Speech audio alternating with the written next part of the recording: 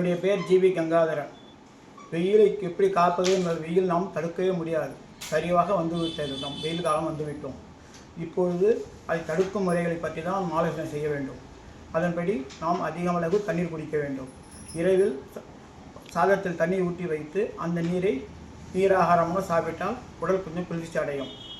மேலும் பகலில் 12 மணிக்கு மேல், ஒரு 11-12 மணிக்கு மேல் ஒரு 4 மணி வரைக்கும் அதிகமாக வெளியில் அலையிடக்கூடாது. முக்கியமாக குழந்தைகளுடன் சுற்றுவது கூடாது. அது வெயில் தணிந்த பிறகு தான் வெளியில் போக வேண்டும். மேலும் வெள்ளரி பிஞ்சு, தர்பூசணி, இன்றும் இளநீர் இதெல்லாம் சாப்பிடலாம். அதிக அளவு தண்ணீர் குடிக்கும். ஒரு ஆளுக்கு 2 லிட்டருக்கு மேல் தண்ணீர் குடிப்பது மிகவும் நல்லது என்கிறார்கள். 2 லிட்டர் to 3 லிட்டர் வரை குடிக்க வேண்டும். முடிந்தால் இரவு படுக்க போவதற்கு ஒரு முறை ஸ்நானம் செய்துவிட்டு குளித்தால் கொஞ்சம் உடல் குளிர்ச்சி அடைந்து நிம்மதியாக தூங்க முடியும்.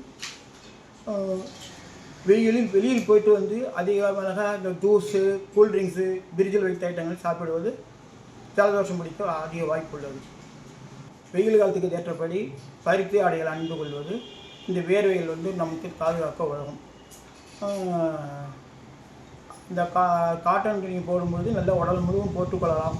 வந்தவுடன் வீட்டில் வந்தவுடன் நல்லாக இந்த வேர்வை போக துடைத்து கொண்டு இருப்பது நல்லது.